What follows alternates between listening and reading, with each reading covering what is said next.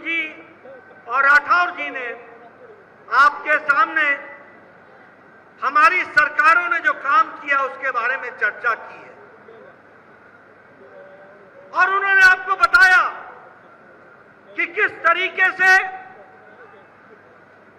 उनके समय में जब वसुंधरा जी मुख्यमंत्री थी और नरेंद्र मोदी जी का आशीर्वाद रहा तो किस तरीके से राजस्थान तीव्र गति से आगे बढ़ा, इसके बारे में उन्होंने आपके सामने चर्चा की। मैं एक ही बात कहूंगा कि ये 9 साल आदरणीय मोदी जी के, ये 9 साल बेमिसाल सेवा, सुशासन और गरीब कल्याण के साल हैं।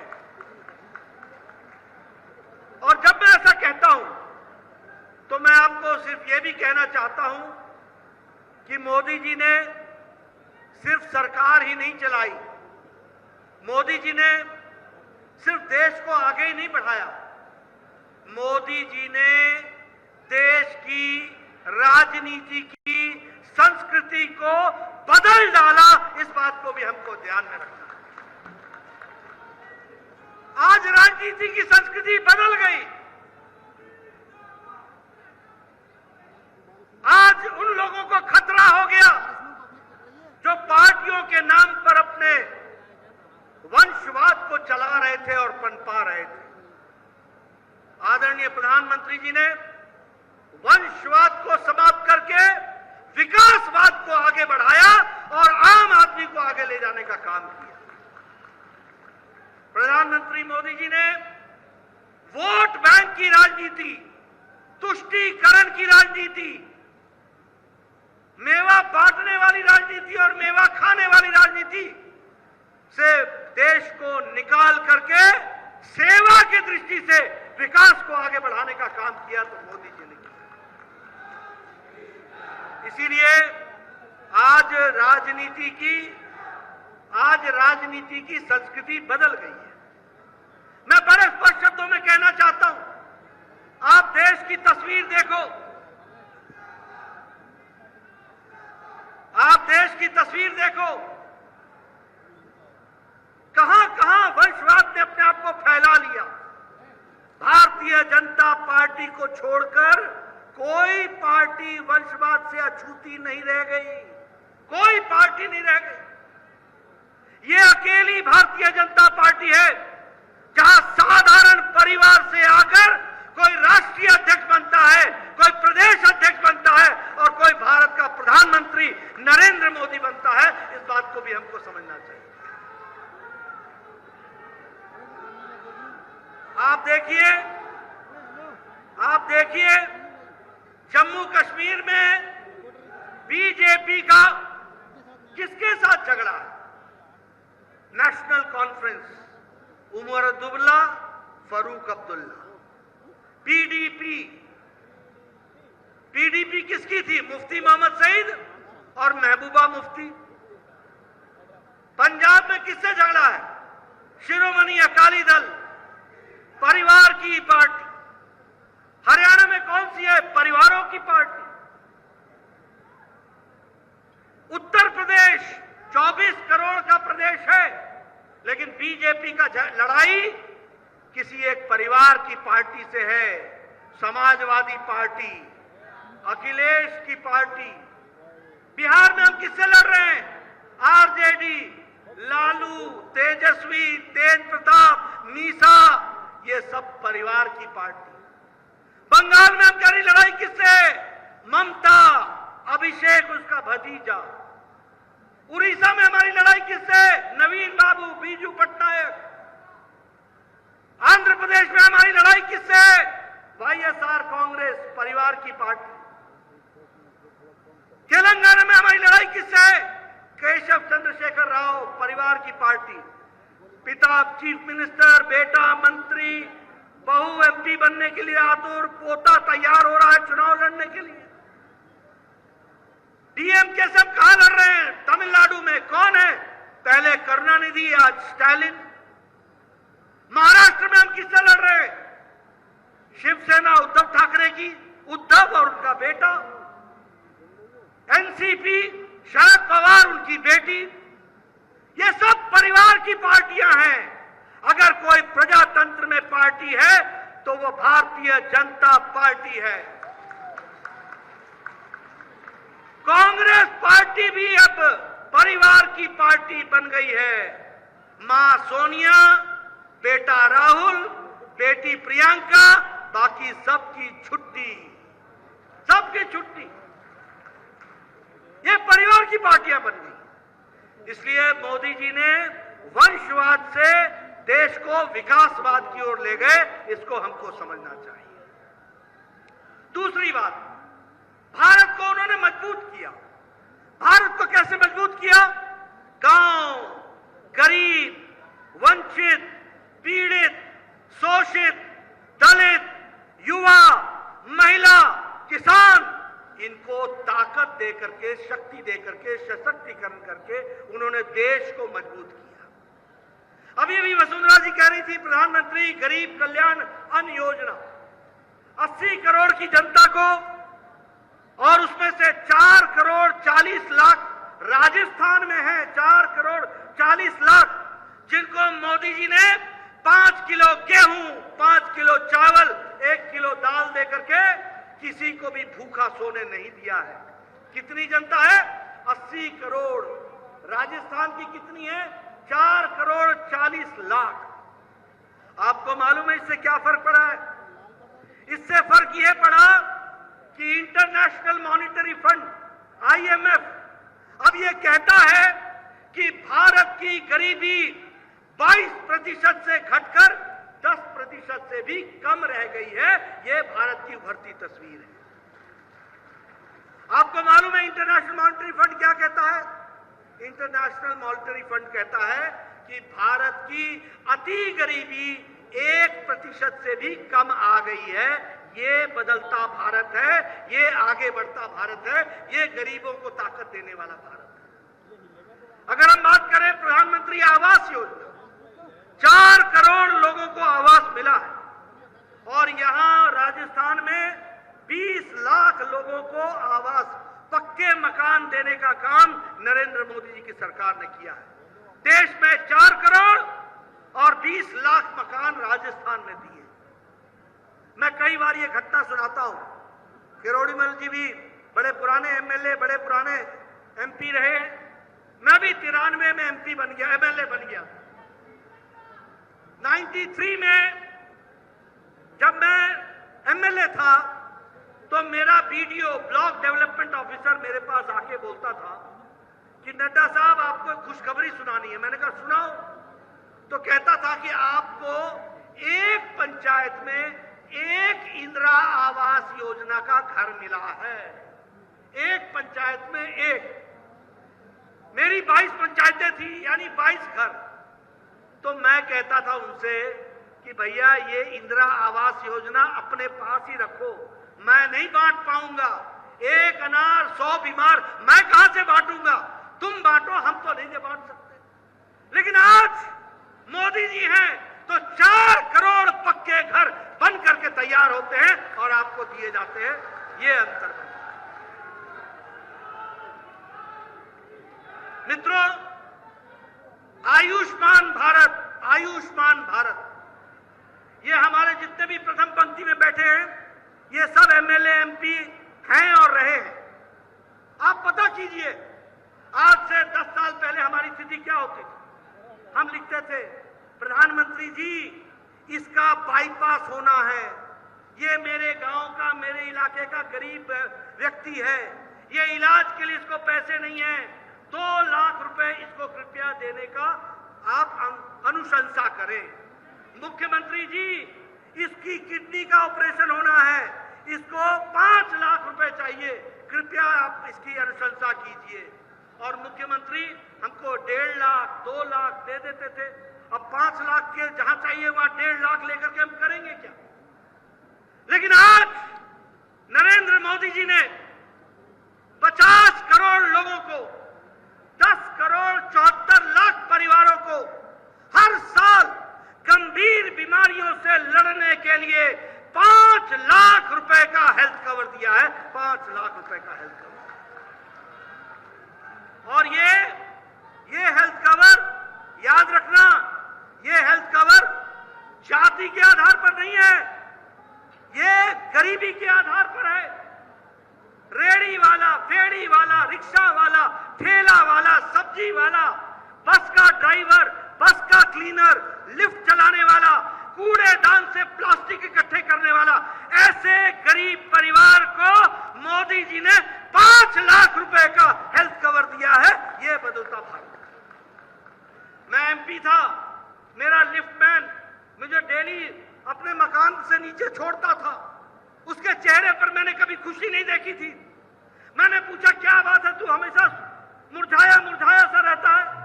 कहने लगा, मेरी श्रीमती को हार्ट की प्रॉब्लम है, 2 लाख रुपए लगने हैं, मैं दे नहीं सकता।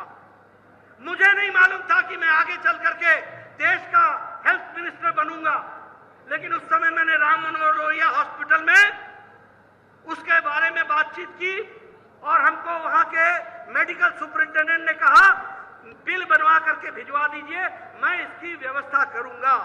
और उसका ऑपरेशन हुआ और पहली बार उस लिफ्टमैन को मैंने हंसते हुए देखा, मुस्कुराते हुए देखा। ये भी हमने गरीबी देखी। गरीब आदमी इलाज नहीं करा सकता था। कैंसर हो जाए तो समझो तुम्हारा मकान बिक गया, तुम्हारा घर बिक गया। आज हर साल 5 लाख रुपए, यह है गरीब आदमी का सशक्तिकरण। अगर मैं बात करूं जल जीवन मिशन की, हम तस्वीरें देखते थे, महिलाएं जा रही हैं 3 किलोमीटर पानी लाने के लिए, 3 किलोमीटर पानी लाने के लिए, 4 किलोमीटर पानी लाने के लिए। आज 9 करोड़ 50 लाख लोगों के घर में पानी पहुंचाया जा रहा है। 9 करोड़ 50 लाख।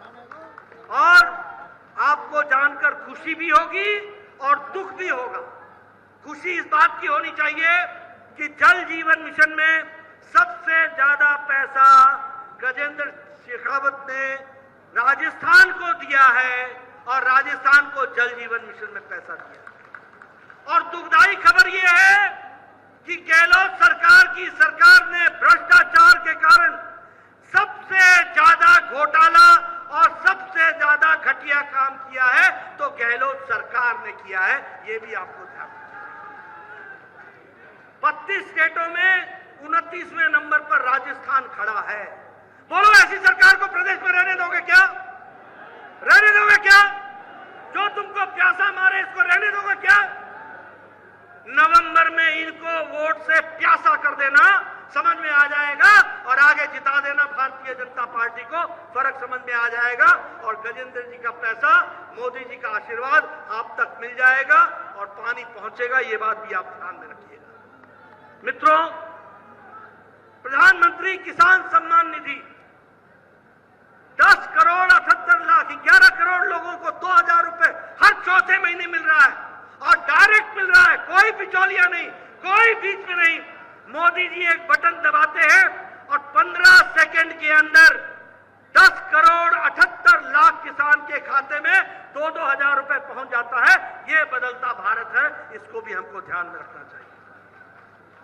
मित्रों, आज भारत की अर्थव्यवस्था 10वें नंबर से 5वें नंबर पर पहुंच गई है।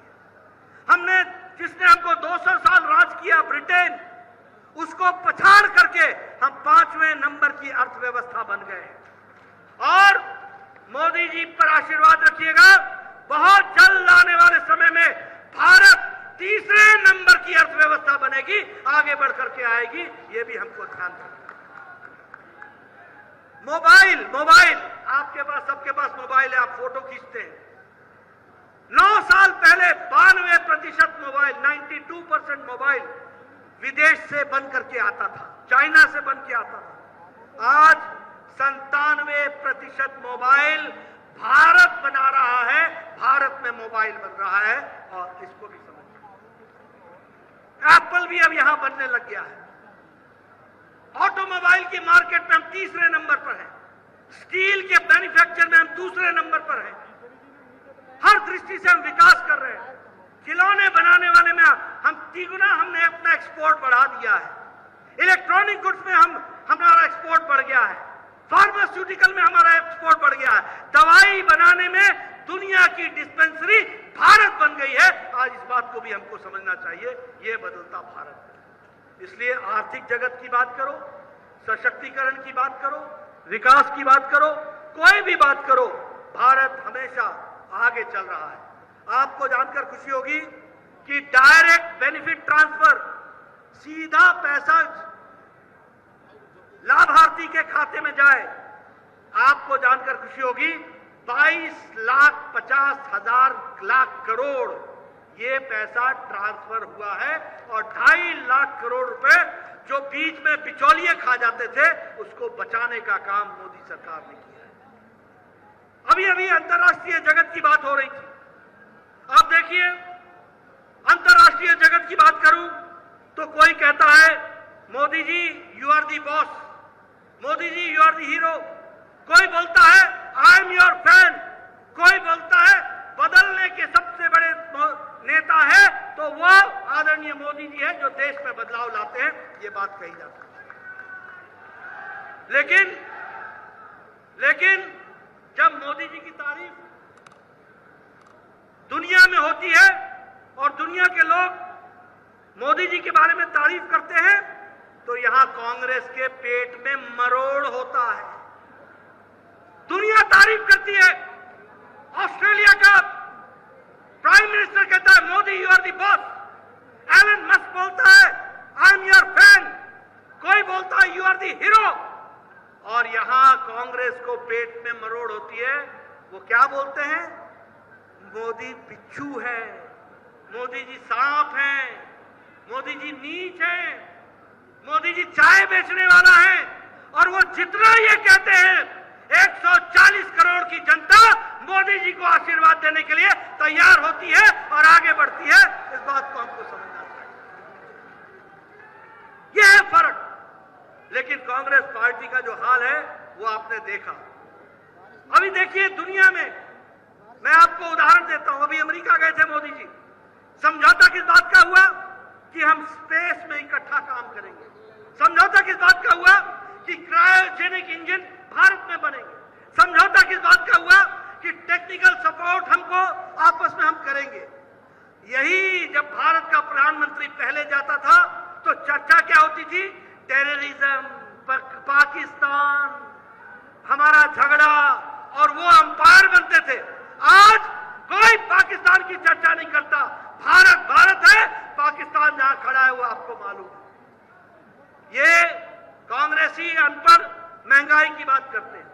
खाने की सामग्री में महंगाई भारत की 2.7% है, 2.7। पाकिस्तान 48.75 है, अमेरिका 5.4 है, यूके 8% के लेवल से महंगाई हो रही है, रशिया 11% से महंगाई हो रही है, जर्मनी 9% से महंगाई बढ़ रही है, और भारत 2.7 पर खड़ा है। ये हमको समझना चाहिए, ये भारत का विकास की कहानी। इसलिए हर दृष्टि से देखिएगा, विकास ही विकास। अब आप राजस्थान की बात लीजिए, बताइए यहां नेशनल हाईवे बन रहे हैं कि नहीं बन रहे हैं? नेशनल हाईवे बन रहे हैं कि नहीं बन रहे हैं? बन रहे हैं कि नहीं बन रहे हैं? मोदी जी ने वो 10वां तक, दौसा तक वो सड़क 6 लेन बना दी कि नहीं बना दी? बना दी कि नहीं बना दी?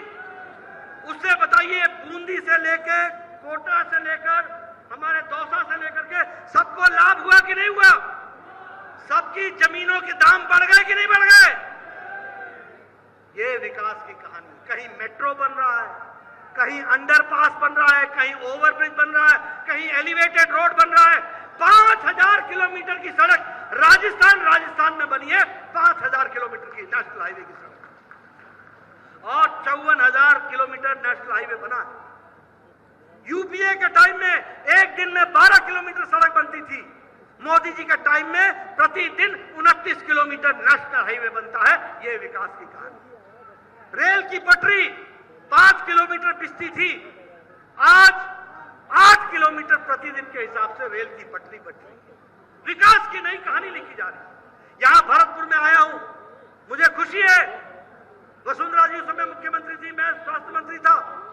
हम लोगों ने यहां पर 23 मेडिकल कॉलेज दिए, 23 मेडिकल कॉलेज।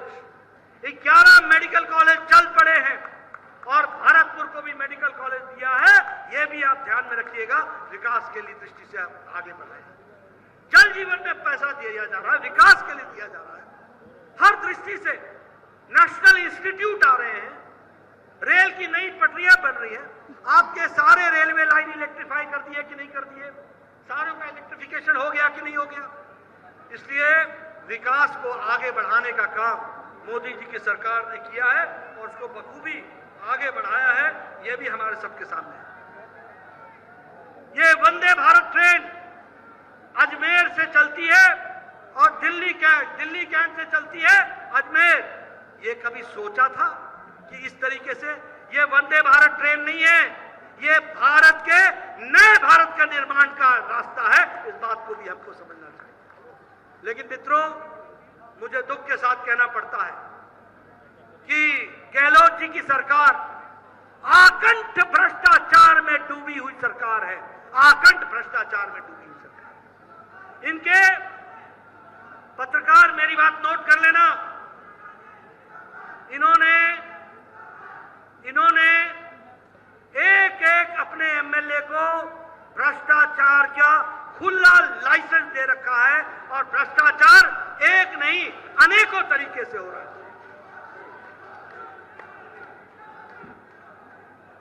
आप बताइए, आपके यहां कोई काम बिना भ्रष्टाचार के हो सकता है क्या? बिना घूस के होता है क्या? बिना अंदर से पैसा दिए होता है क्या? यह अखंड भ्रष्टाचार में डूबी हुई सरकार है। गहलोत को मुख्यमंत्री बनाए रखो, तुम लूट लो जितना लूटना है, छूट है लूट की, ले लो जितना मर्जी। यह है गहलोत का प्रिंसिपल, आकंठ भ्रष्टाचार। दूसरी बात, कानून भी एक जैसा नहीं है, कानून भी अलग अलग है। अगर कोई हिंदुओं का त्योहार होता है तो अलग तरीके से देखा जाता है, अगर कोई त्योहार दूसरे मजहबों का होता है तो अलग तरीके से देखा जाता है। ये गहलोत सरकार का तुष्टीकरण का नतीजा है, तुष्टीकरण का नतीजा।